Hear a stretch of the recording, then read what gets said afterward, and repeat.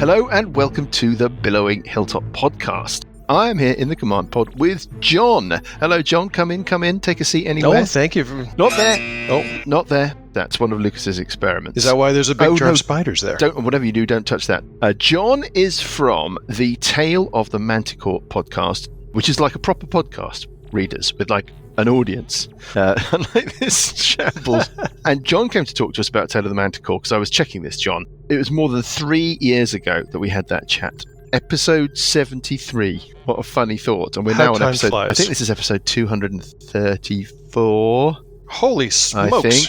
And you're on something Lanta? like 200 and something episodes now, right? I think it's probably getting like a 170 if you include all the bonus business. Oh, you got bonus business. When we chatted all those years ago, we were both... Well, we didn't just started, but we'd lasted... I think a lot of shows start and stop within the first year. And We're the ones that just didn't know when to stop. Yeah, so we carried on I going. think, yeah. That's why it was so interesting. We bumped into each other digitally, as it were, recently. And I thought, we should chat. We must talk about your show. Readers, we'll give all the deets of Tale of the Manticore in a bit. But how have you been getting on with Tale of the Manticore? It's been great. Actually, it's still like a huge joy in my life. More and more, It takes up the mental real estate. I started it as like a pandemic baby, as I think you guys did as well. Yeah, pretty much. Yeah, and then it just became this parasitic entity that just stayed in my brain, but kind of kept me sane during work. You know, I could always go to the other place. I guess, ironically, it wasn't a very nice place to go. It's really a nasty world that I created. But anyway, I would go there. But now I've retired. So that's like the big change for me. I've retired from work, kind of semi-retired. And so now Manticore is... It's not my job, but it is the thing that I do most of. Right. And you are, for those readers who aren't familiar, you are the Tale of the Manticore. It's not an actual play in the sense of a bunch of D&D players sitting around a table. It is you. It is a solo play. And just you. And just like that, he loses 12 interested people. I don't know about that. There are an awful lot of groups of players sitting around a table podcasts. Like ours, for example, and there aren't many like yours, because it is just as much a drama as it is an actual play experience. It's really more you telling a story with the D&D. Remind me, it's like basic D&D. You're spot on. It really is. It's kind of like writing a novel, or I guess audio drama, but with dice and with rules. And I'm using BX rules, but basic expert D&D. Like any kind of rules would work. Simpler the better, I would say, but any rules would work. But yeah, you're just writing a novel or writing a script or a teledrama. Is that a word? Teledrama? I don't know. Radio drama? Yeah. That's not a word. I don't know why you said that. Well, I'm sorry. I can only apologize. It's writing a radio drama with dice and then making that drama. I think you've got to have a simple rule system, because I think you do too. Otherwise, if you take something really crunchy, like Pathfinder 2 or something, which we've been playing a little bit of recently, and we really like it, but every story element, every undecided moment would have a rule trying to insert itself. Yeah.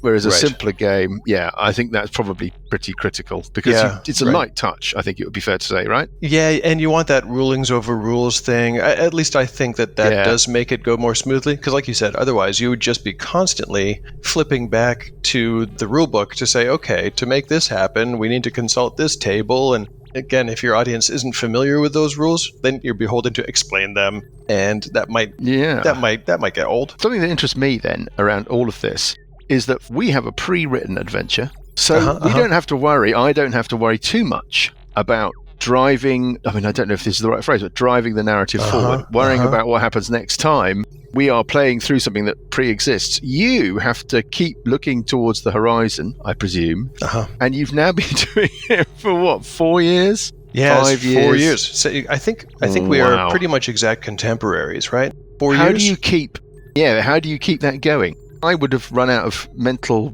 resources by now. I wouldn't be able to. How do you keep it going? How do you keep? No, I get the question a lot, a lot. Yeah, and I'm not surprised. The best answer I can give is that at the beginning of the story, it's tough because you just got to make up everything. You begin with a conflict, and then that conflict will hopefully escalate into a larger conflict. You may have to massage it to make sure that happens if the dice don't make it happen for you. But you're just making up a lot of stuff and just pulling information out of your butt constantly. Yeah, I know, right? It's not sanitary, but that is the methodology. Well, that's what Johnny does. That's where he keeps his character sheet. So, That's where the spiders came from. No, we won't talk about that. No. So after about 10 episodes, 12 episodes, you have this accumulated pool of story points or things that have happened, or even just details about the world and lore. And then a snowball starts to happen, and it gets bigger and bigger and bigger. And then eventually it just starts to roll on its own, and you just have to run after it and try and type as fast as you can to keep up with the story. And kind of nudge it a little. Every now and then it needs a nudge, yeah. And the setting, therefore, how much of the setting had you got in your mind, or dare I say, written down on a piece of paper before you got started? And how much of it is just you going, okay, we need a new town, we need a new deity, we need a new whatever? I've tried a bit of both methods, going from small to big and from big to small, if that makes sense to you. In season 1, I started with like a point on a white piece of paper and then just created out from there. So I went very much small to big. And nothing existed until somebody mentioned it or somebody went there. And that worked out well. However, once I got 50, 60 episodes deep, I did find myself kind of painted into a corner because I'd established these truths, and then the story bucked against those truths. And so for season 2, I thought, okay, I'll just try something different. I'll establish a history of a settlement, and I'll try and center my story in that place. And so for that one, I kind of went big to small, and I didn't fill in every detail, but I had enough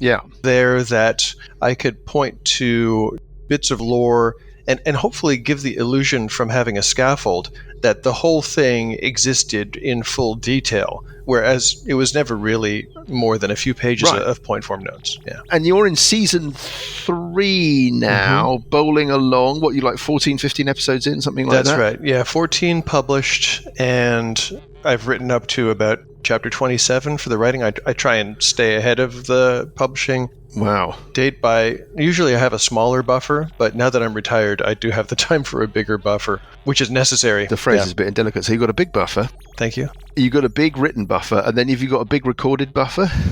The written buffer is bigger than the recorded buffer. Yeah, as is so often the case in life. Right, exactly. And that's just nature. Yeah. Because, man, the recording takes forever. It's such a, I don't want to say it's an arduous process. It's a long process. Yeah, it's very different. I mean, ours is the recording. It's just a night playing D&D.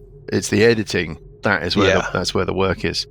And I'd like to ask you about the story, but I can't ask you about the story because story is so important to Tale of the Manticore that we start getting into characters and stuff and who lives and who dies. Well, it's absolutely against the ethos of the show because right at the beginning of every show you say the dice decide. Yeah. And I don't want to get into that. Do you play in home games as well as this sort of self-propelled, created thing? I do.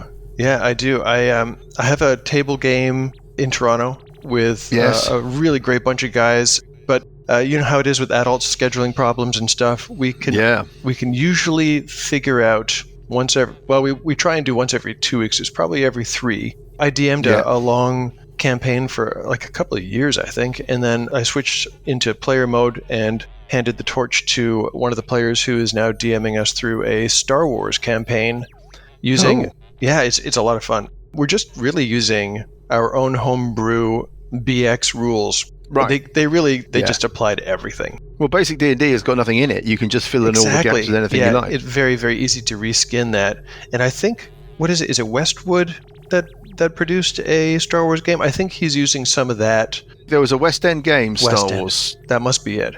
We just make it up as we go. We really do. I think there's one called D6 Star Wars. Oh, God. Readers who play Star Wars, they're going to be rolling their eyes because I just don't know the answer.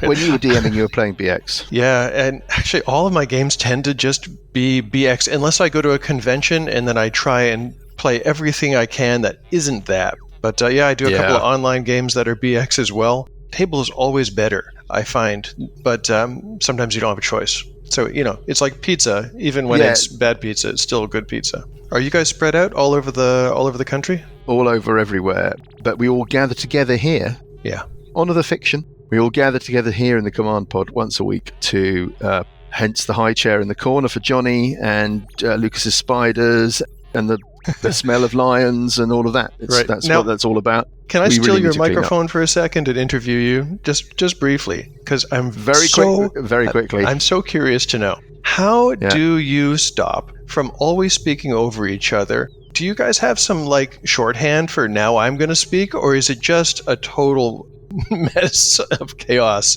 and you sort it out in the edit? Option B. How do you do it? It's sorted out in the edit. Yeah. The whole point of the editing is to make it sound like it's not edited. Yeah, I get that. Well, there we are. John, it's just been great to catch up. It's been a while. We should talk about Tale of the Manticore and how people find it. You're on all the platforms. All the platforms. I should mention that it is for a mature audience, dark fantasy. The current season is actually a little lighter in tone. Season 2, it goes very, very dark. Season 3 is a bit more like a twisted fairy tale. It's still dark, and it's still for a mature audience, and there's not a lot of joy in it, but it is a bit more, leans into like the weird. It is a lighter tone than the other one, at least so far. Right. Sell that show, Dark, no fun, no light, just relentless misery. Right. No, it's not like that. And it zooms along at a pace. Then they're short episodes, like a half hour, something like that. I try to time it to a commute, yeah. Well, I wish it was timed to my commute. And you're on... You just get it off of Spotify or Apple or whatever podcatcher you use. And then social media? I'm still on X, although I participate less and less. We are as well. It's a less nice place to be. I'm still on Instagram. That's about it. I keep thinking, should I do Blue Sky? I haven't taken that step yet. We've done Blue Sky. It's just like Twitter, but quieter, slightly less full of unpleasant people. Yeah. Facebook is where we get people because we're so old, and that's where old people live. They all live on Facebook. No, that's true. Yeah. You know what I'm talking about, readers. Readers, I beseech, I implore you to check out Tale of the Manticore. Johnny and I were on one of your episodes, right? Beginning of season 2. Yeah. Yeah, playing ne'er-do-wells. So, readers, if you want to try and work out which characters we are, go and check out the beginning of season 2. If you identify them correctly, you can win a jar of spiders. Yes. Oh, you've given away the prize. As always, we'd love it if you rate or review on your podcast app of choice. Throw us some stars, subscribe, tell your friends. We've just been discussing socials. You can find us on Blue Sky at Billowing Hilltop. You can find us on Threads, Instagram. We're still on X, the increasingly weird Twix. If you're old, as we mentioned, you can find us on Facebook. If you're older, you can email us at hello@billowinghilltop.com. That's it. John, thanks very much for coming to the Command Pod. It was lovely to talk to you again. Thanks, Mike. That was a lot of fun. Readers, check out Tale of the Manticore.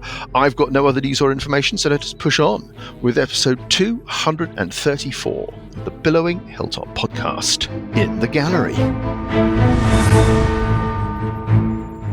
Good evening, everybody. Good evening. Good evening. Hello. I am here with the Leonine Dan. Hello. The warped and distorted, revolting form of Johnny, easing himself into a specially adapted high chair. I'm here with Master of Spider Science. Do you have a spider fact for us, Lucas? I don't. Spider fact? No, I thought that was Oh, God, thank God for that. Okay. Master of, well, not Master of Spider I have Science. a spider fact. Is it that spiders are boring? Yep. Yeah. I've got a spider fact. If Dan finds a spider in his house, he has to burn his house to the ground and move house. Lions are scared of spiders. Lions are scared of spiders in the same way that elephants are scared of mice. No, they're just We really have- tedious. I'm cringing every time we discuss them. Big hairy tarantulas, Dan, think about them. Or huntsmans, large jumpy huntsmans. Jumpy huntsmans. Yeah, that can Large, jumpy huntsmen. can jump up to a meter. Yeah. Your professional spider science mask is slipping a bit, Lucas. Yeah. We have part intergalactic holographic emperor, part hot Viking. He's the pagan with a ray gun. I love hot person, Graham. But what we don't have, because he's running some Windows updates. It's on update 3 of 21. 1 hour, 16 minutes remaining. We don't have Aurak. And also, the biological part of Paul that we just refer to as the residue seems to have developed some kind of inflammatory virus. And bearing in mind it is basically just a large intestine and a throat, it is not nice to be around. So we put him in the broom cupboard. Nobody is allowed to need the broom cupboard because I'm not going in there. No. That's what was seeping out from under the... That's right, precisely. That's why I put tape across. You definitely shouldn't go there. I've got the key. If anybody needs it, you have to sign it out. The problem I have with the spider facts, Lucas, is you always pick a topic that is like not real. It's just like, people have asked about, lots of people are questioning whether there are spiders in space. It's like, no, they haven't. What? You just made that up. No, you I did the whole thing about spiders in space. I didn't make up any of them. They're all papers. I can give you all the references. Yeah, who asked? Blimey. Go on, give me names. No, you asked for spiders in space. You said... I did not. Yes, you did. Oh, did I? Oh. Specifically I was trying to shut you up. in space. So I went off and specifically looked up some papers about spiders in space. This is excellent. Okay, so you came back next week and I was like, okay, fine. Boring. I mean, if there's one thing I can do, it's research. Testy today, readers. We're all a bit testy today, aren't we? Yeah. I'm not. Well, that's testicle. Right, where we left things. Well, it's the end of the Age of Worms because you have imprisoned yourselves in an interdimensional library. And there is literally no escape. God, was that last week? I'd forgotten about it already. Just a quick recap. You basically asked about with no possible clue about what you were doing, searching around in Festivals. Isn't that what we've been doing for the whole... every single... Good point, Lucas. No need for a recap. You ended up in the mobile library, which makes me think of like a transit van with one side open, some sort of Hebridean village. But anyway, you're in the mobile library, and you've taken a long rest. So certainly in the outside world, you believe it is breakfast time on Aut the 28th of Fart. Are there croissants? Within the mobile library, you don't know if any time has passed. The warm smell. Try and open the door, and it doesn't open. What would you like to do? Open it. It seems to not answer your requirement. Yeah, but that's not the... You just asked what we'd like to do, and I'm just saying I'd like to open the door. Oh, I see. Yeah, in an extremely comedy. This is going to be a long evening. Yeah. So we've gone and locked ourselves. The wizard arcane locks reset. George Perrotts of comedy. I put it to you, Mike. Do we think the arcane locks have reset? Oh God. Yes. So that's. You don't know. What do you want to do? We want to open the door. Do we need to do something with the glove? Do we need to do something with the glove? I don't know. You don't know. What would we need to do with the glove? Can we do some kind of augury or whatever? I'll try and open the door with the glove. It doesn't open. Give me an Arcana check, though, Purple, when you try to do that. Maybe we need to attune to the library. No need for the Arcana check. Sessions, it occurs to you that nobody's actually attuned to this item. And your sense, Sessions, is that, yes, perhaps that's something to do with it. Okay. We'll take a short rest. I will attune to the library instead of the glove. When you do so, you learn the command word that you must speak in order to exit the library when the door has been closed for a certain amount of time. So you understand that you can open the door to the library, you can wander in, you can do whatever, you can close the door behind you, but after midnight on any particular day, so it is a bit of a fine judgment, but I decided to penalise you with it. For shits and giggles, so I got to derive my enjoyment from somewhere. Yeah.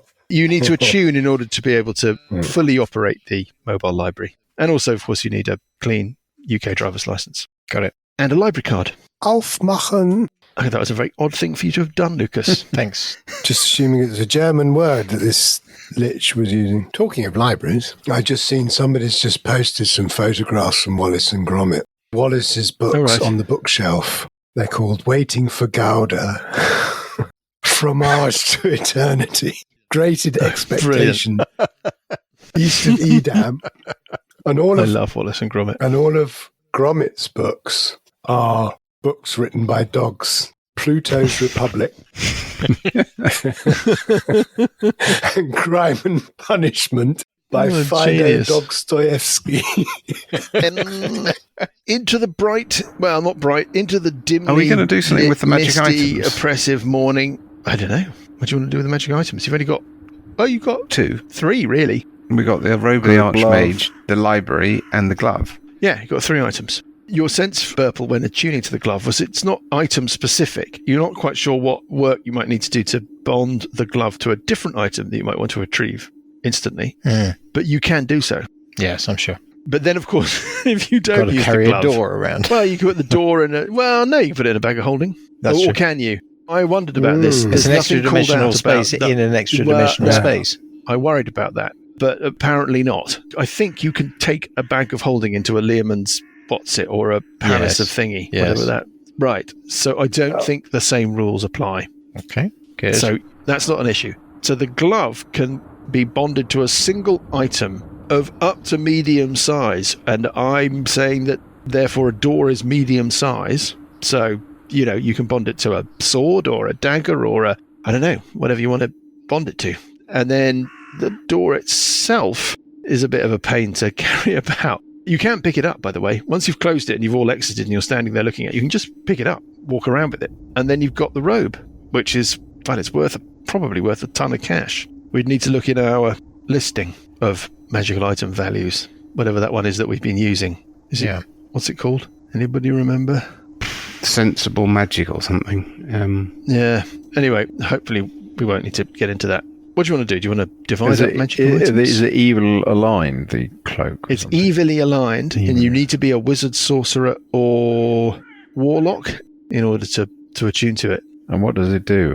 Well, it adds +2 to the spell save DC of your targets. It adds 2 to your spell attack rolls. It confers an armor class of 15 before any other modifiers, as if you're wearing armor, as long as you aren't wearing armor. And it gives you magic resistance, which I think is the big one, which means that you have advantage on saving throws against spells and other magical effects. All in all, it's tasty. Yeah, I'm just wondering whether it's worth taking a class of wizard, a level of wizard, just to wear it. Might be. Is that or barbarian? And you know how I feel about barbarian.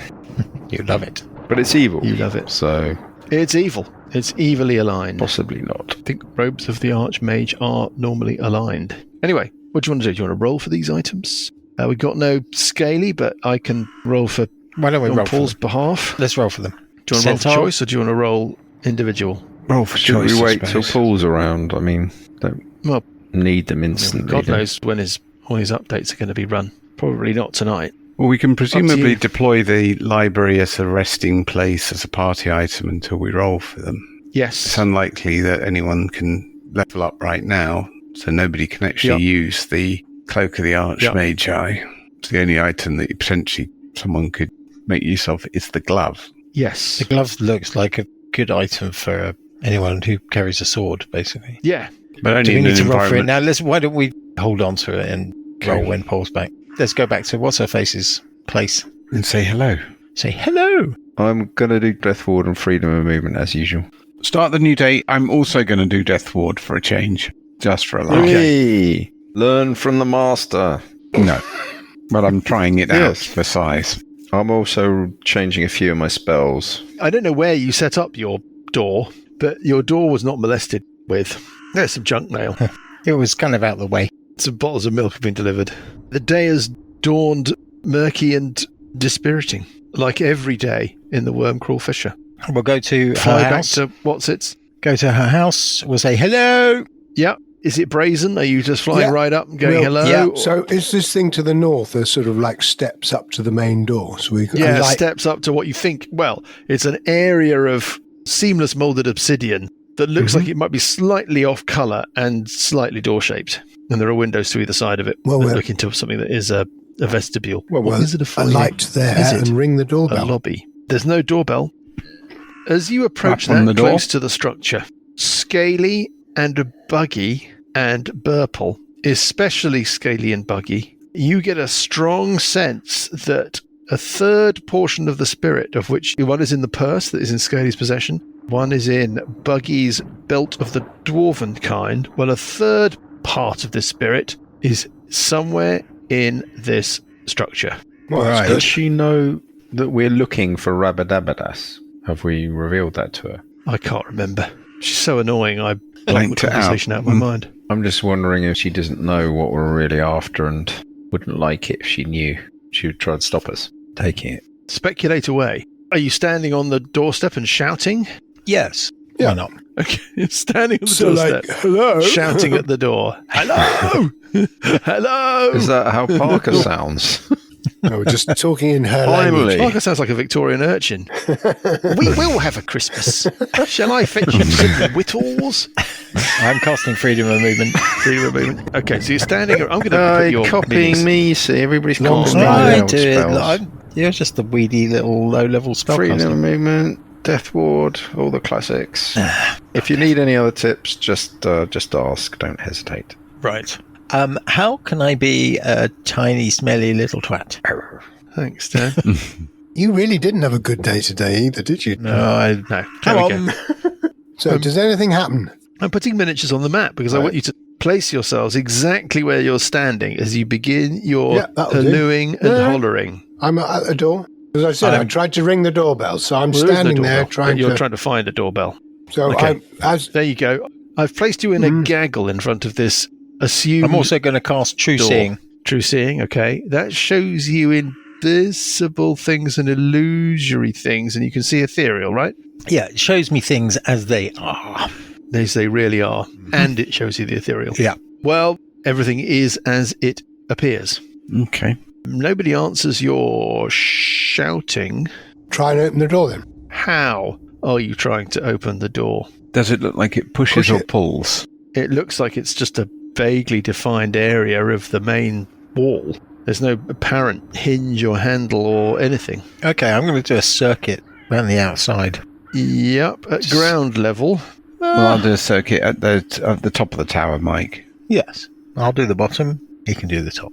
Okay. I don't have that much to add, to be honest. The foyer is just a foyer. There's some pot plants. The storeroom is full of artist materials. There are flasks of silica in various colours that must be used for producing stained glass. And there are all sorts of kind of intricate, almost like watchmaker's tools. There is something that doesn't quite rival Graham's painting station, but there is a painting station of sorts with pigments and a palette and mixing places, and a water station, of course. The chamber to the west looks like a guest room. It's very spartanly furnished. There's a bed and there's a table and there's a washstand. It's kind of it. The gallery, if you peer past these glass statues in the giant picture windows, let's say there are 3 or 4 pieces of stained glass artwork freestanding on white plinths and 3 or 4 orreries manufactured at roughly the scale of your orrery, also standing on plinths. The tower, on the other hand, the top level of the tower, there is an orrery that dominates this conservatory chamber. This conservatory chamber has a single area of door-likeness, just like the front door-likeness, that looks like it leads from this top room of the tower out onto a viewing gallery. And then the middle level, well, it's a well-appointed bedroom. It looks dwelt in, lived in. Mm-hmm. There's a large 4-post bed. There is a washstand. There are knickknacks and personal items and sessions sitting in an alcove in the wall of, you presume, Zulshin's bedroom, behind stained glass. There is an 8-inch tall porphyry, which is a quartz-like igneous stone, statuette of a figure with a long nose, a huge nose under which there is a long moustache, bald all over the pate apart from the centre of the pate. And then there is a twisted spiral spire of hair sticking straight up. And this figure is wearing some kind of slightly underlong Dressing gown. Underlong. dressing gown. There's an 8-inch, don't worry, I wasn't going to say what you were worried I was going to say. That is an 8-inch statuette. I'm just going to reveal these 2 tower levels to you now. We were working off the main floor plan map. Right. But while we're at it, why not? Since you can see through the windows. Bosh. Okay. So it goes main body of the building, tower, the middle level is the bedroom, and then the top level is the conservatory with the large orrery in it. Okay. Well, I guess I will zip down and let people know this. Okay. Sure. So we can decide what we might want to do. Meanwhile, people have been shouting, how are you trying to open the door, Parker? If it is the real Parker. One question first off. Can I ascertain through the... That's not like you, Lucas. Yeah, Well, it comes in 3 parts. yeah, I know. Yeah, part the first. Can I ascertain from looking through the window these orreries, Yes. do they look like the same kind of craftsman made them as the one I have? Yes. So the Yes. design and form looks like it's from the same You're no orrery expert. connoisseur. Yeah, you're no orrery expert. But to your untrained eye, yes. Right. Oracer. Oracer. Right. Okay. Let's stick with that. That was it. So trying to open the door, well, I mean, I'd just first of all push it. Well, no, it doesn't do anything. Pull it. Slide it. Tab him. Grab him. Stop that So pigeon now. Zolshin's nowhere to be seen. Is that right? Just banging on, shouting her name. The only sign of life is the fact that the bedroom looks like it's used and occupied. Everything else looks a little bit sterile, to be honest. Like a stone shape through a wall. Well, I don't think we should immediately try and break in. I mean, Okay. Well, she's nowhere around. yeah, but then, like, She's got Rabadabadas turned to stone and captive. I think that's a fairly aggressive, evil type thing to do, personally. Or Has she's... anybody got stone cunning? Oh, hang on. Out of Dwarven kind. maybe she's not here because Mike didn't want to do the accent anymore. It's not really an accent. It's more just like Yeah. kind of tone. A tone, yeah. No, it doesn't say anything about stone cutting. Okay. Well, I mean, you're just looking at this thing. You're kind of clueless. You're guessing it must serve as a door, but you've just got no idea about how it might operate. What about on the top Zolshin, floor? standing behind Scaly, says, "There's a kind of a knack to it." She's standing behind him. Hold up. Sorry, I was just out. I had to get some rolling tobacco and some papers. Monster Munch and a lion bar. But if it's they didn't have a lion bar, so I had to get a picnic. Munchies. She's kind of fishing around, and she pulls out from this pocket at the front of her artist's smock her hand. There's nothing in it. She goes, huh, and just touches the door area, and it just goes, ring, vanishes, and grants you entry. Right. Come in. Yeah, hey, come in. Guys, it's so great to see you. How have you been? Yeah, good. You? Cool, man. Cool. I've been okay. I've been pretty creatively brave, I have to say, yeah. You know. That's good. So, yeah, if you remember Thassalar, yeah? Oh, yeah, him. Oh, God, he's just been harshing me so badly recently. Yeah, well not anymore. we've taken care of him for you. Here's his skull. Oh, wow, what an object. Yeah. That's amazing. We didn't find the phylactery, though. So that would be useful. yeah, no, I kind of know where that is. Oh, well, if you tell us where it is, It's we'll not- go and do that. Well, it's not in this reality. We won't be seeing him now for a while. He's off now. He's only been hanging here just for a bit. I think mostly just in just some sort of crazy way. He just thinks there was a chance, like with him and me, and there just wasn't. I think that's what he was interested in anyway. Do you know yeah. anything about the Wendeem? The Wendeem. Aren't they some kind of guys? Yeah. I think they're pretty cool, aren't they? It's just this guy, I think they're just like a cool bunch of people. Like I think it's all like, yeah. Is that right? Like interplanar? I'm not sure. Yeah, that's right. Yeah. So this orrery. You said you would fix the orrery for us. Oh, right. Okay. So there, that's what we discussed. Yeah, that's one of mine. Yeah, Yeah. it is. Yeah. Yeah. Come through. Come Can through. we see the others? She gestures, and the doors whooing, and let you into this gallery. Move your minis. The gallery has got 3 or 4 orreries that seem to be of identical craftsmanship to yours. Tell me about the orreries. Why do you make so many orreries? What do you use them for? Oh, well, it's an expression, isn't it? Right? It's an expression about movement and kind of like place. It's all about centering. Is it? Yeah. What I like to do is I like to give myself permission to play in those spaces around like location, self-perception, yeah, relativity. In time as well, yeah. And I like to look for intersectionalities. You know, I like to kind of pull those ideas out. And basically what I like to do, right, it's like, it's a nurturement process. Mm-hmm. There's like a fellowship of makers. Yeah. That's And, very interesting. Very interesting. Now, where is the orrery? Can you fix it? I presume that that's already been produced. Mike, It's these referred other to orreries, how already. many do they have the extra planet? No. None of them. They look like yours. Mhm. They've got the standard array of planets, which of course I can name. Oh, shit. With no With no, yeah, quickly. First one. Workerby, Yeah. Genius, Oh, he's looked it up. Half, He's got that. Marks. Damn it. Sepity. No, Super T.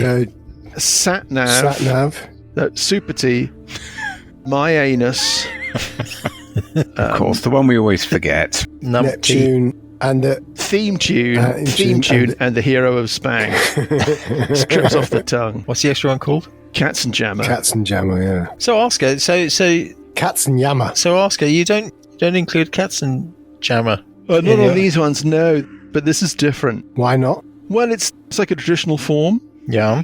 With the 9 planets and, of course, Tonge. And then I just thought I'd do something a little bit different. It was a commission. Oh, by who? It was a gift for... There's a guy, he's kind of got a bit of a bad rep, called the Grey Woodsman. You know him? Yeah. Yeah. Yeah. He's a little bit kind of up the ladder from me, and I kind of wanted to kind of honour his investment in creativity, generally the creative arts in general, kind of also his work in kind of the area of, like death. So I made it for him. I was asked to. He's fascinated by the concept of Katzenjammer, but actually it turns out that really, it's complicated because it's maybe a real place, maybe not. And then there's also some connotations around Katzenjammer. Do you know what I mean? So you don't know specifically. What does it change between our orrery without Katzenjammer and the other ones? What mechanisms do you have to add? The other ones have never had that component, but yours used to, and I can replace it if you wish. Yeah, now that you've done what I asked you to do. You're going to fix it for us. Yeah, that'd be great. They've got a huge orrery upstairs. Can we see it? Yes, I would. Would you like to look at an enormous set of balls?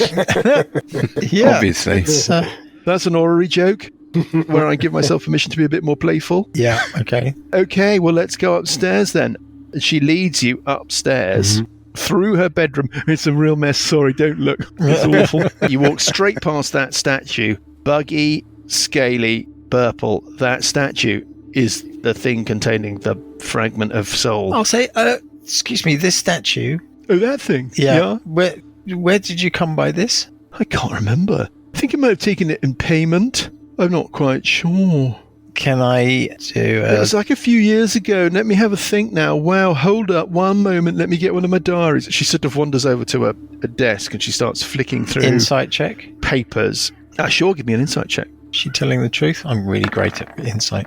15? She is, as far as you can tell, telling the truth. Yeah, it was a while ago. There are some pretty bad guys, like low-energy bad guys and very negative guys. I think we've talked about it before, down in one part of the end of the fissure. Yeah. Well, they were a bit stuck. They wanted some help with something. And I kind of felt I couldn't kind of refuse. Can't remember what it was. Maybe they wanted to borrow some sugar or something. Anyway, whatever it was. Yeah, they paid me with this. They just gave me this. It's kind of cool, don't you think? She kind of steps back and looks at it. It's kind of quite like the hair at the top there. Yeah. Well, this looks like... And you can see his bollocks. You've really done me a solid if you guys want it. I mean, you can have it. If I do detect There's no magic. problem. She gestures, and the stained glass that sits in front of the alcove with it in just vanishes. Great. It's not really glass. It's just something I can just do with my mind. Very clever. Anyway, yeah, if you want it, she kind of reaches, she picks it up. Guy, I mean, yeah, guys, do you want it? Yeah, sure. Great, yeah. Yeah, do you mind? Yeah, Who wants to take it? She's proffering it to you all. Well, how big is it? Well, one of the three. Well, it's an 8-inch tall statuette. It's like an action Which man. of you three wants your resolution? Action Serge. Okay, I'll take it.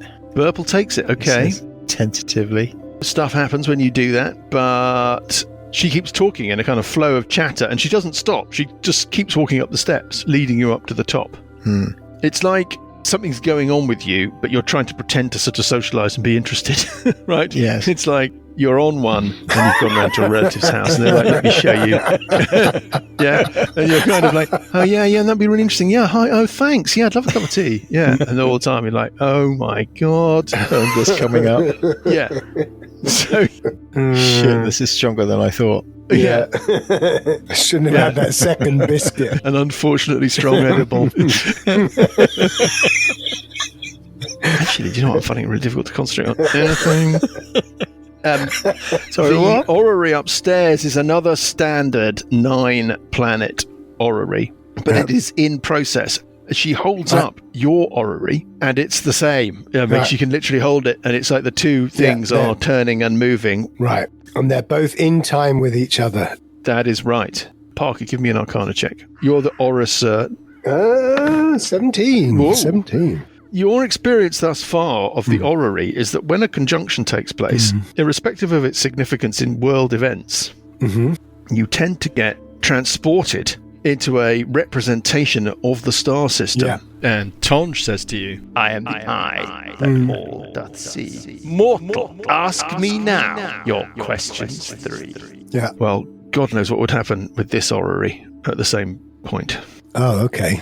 You can just tell that it's just infused with so much more magical energy. So if we were here at the time it happened, right, goodness knows what might happen. Could be awesome. Well, I'll ask her that specific question. I'll say to her, when we get a conjunction, this orrery is quite cool. Yeah, that's right. It allows us some amazing questions. What happens when you are standing here and this orrery shows a conjunction? But I kind of know the answers to all the questions anyway because I'm like a god. That's the thing.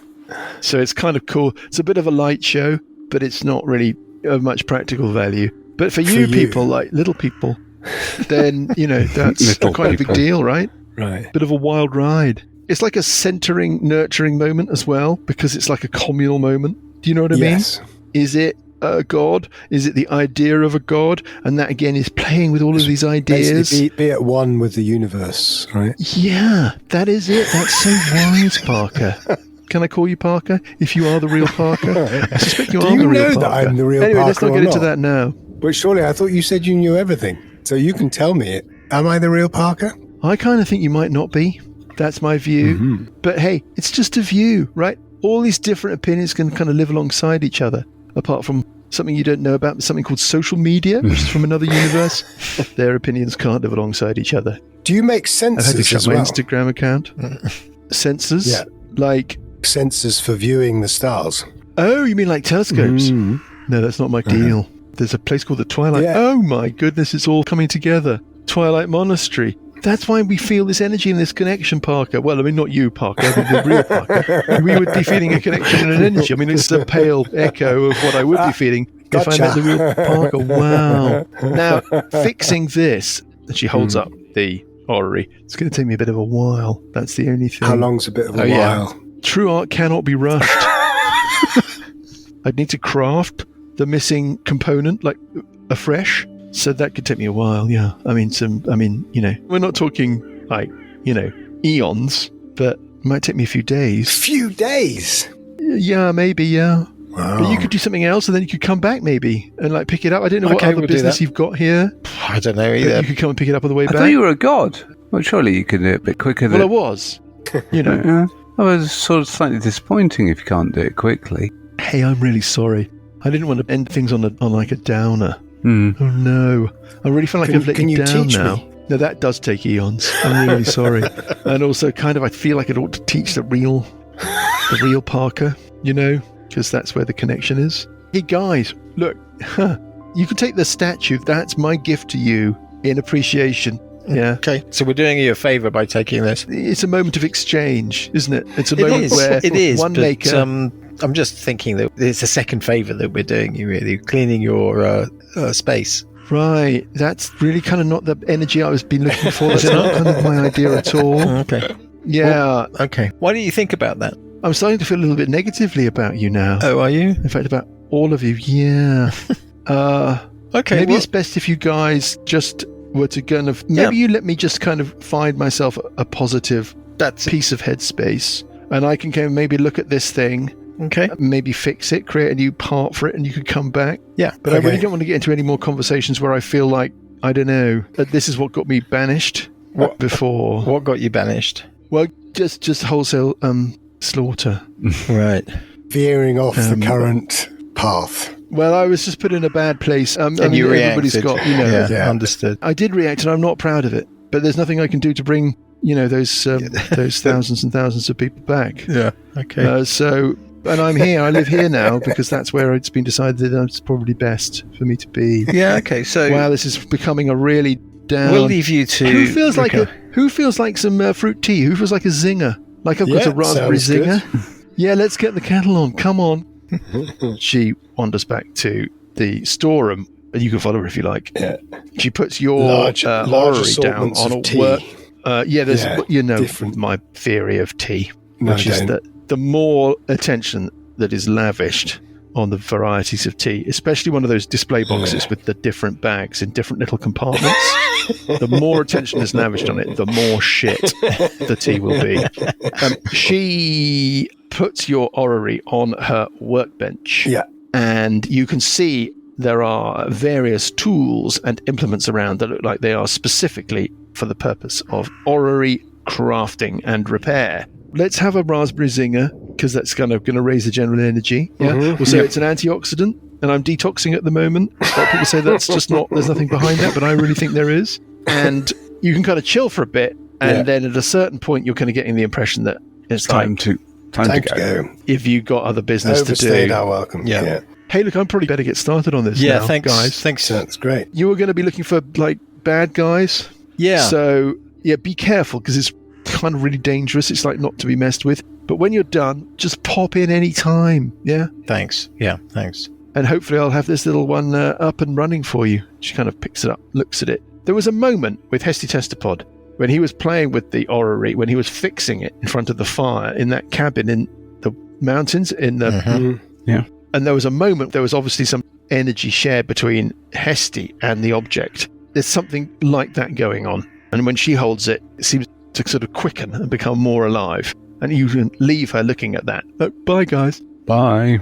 As you leave, Burple, you feel you have taken on an aspect of this spirit. And you feel like you have the third and final part of this spirit. When Scaly was invested with a portion of the spirit through ownership of the purse, his portion of the spirit was called the Scholar. Buggy's portion of the spirit is called the Slayer. Your portion of the spirit is called the Artist. And as you hold this statue, you now receive advantage on all dexterity checks, not including initiative, and all charisma ability checks. Oh, does that include spellcasting? I don't think it does, no. As you gather outside Zulshan's tower, a strange stillness settles around you. Sounds grow muted. Colours become dull. The bright colours of the artworks that you can still see through the open front door of the tower become drained of saturation. The air itself starts to feel thick and chilling. Scaly, Buggy, and Burple. Oh dear. You have a palpable sense of dread. Your feeling is that this desaturation, this muting, this chill of your reality is going to get worse and worse. A sort of entropic disaster awaits. And you feel an overwhelming urge, as the failures, to bring the three objects together. Right. You feel almost compelled to do so. Okay. We'll do that then. When you bond the three objects together, the sense of oppressive menace, the muted reality is swept away in an instant. You still feel the same empowerment that you had when you were first invested with those portions of the spirit. There is a brilliant flash of light, and the ghostly figure of a man floats serenely in the air with an expression of joy before you. His crooked nose is balancing a huge pair of spectacles, and from it is suspended an enormous dangling moustache. His head is entirely bald, apart from a twisting spiral of hair that points straight up like the horn of a unicorn, and he is wearing an obscenely short silk dressing gown with a chasing dragon design. This figure smiles at you. Yes, oh yes, the tripartite spirit once again becomes one. I am home. Speak up, sorry, what? I am home. Speak up, you He old starts fool. kind of floating about. Brave heroes, brave heroes. Yes, that's me. Long have I waited. Oh, but I am Rabble Dabble Dash. Of the rubber-dubber-dub? Good question. But we're not going to find out now. We're going to find out if this really is Rubber-Dabber-Das of the Rubber-Dubber-Dub when we pick things up next week. Brilliant.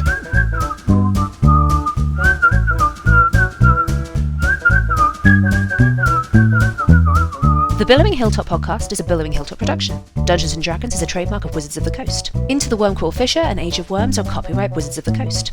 Into the Wormcrawl Fisher was written by James Jacobs. Music is from Kevin MacLeod and Incompetech.com and is used with thanks under the Creative Commons license. Additional music and sound effects come from the wonderful Sirenscape. All other original material is copyright Billowing Hilltop. Role-playing games are all about getting people together, and we use Roll20 as our tabletop, the perfect place to host your game, and Discord to host our chat. Thanks for listening!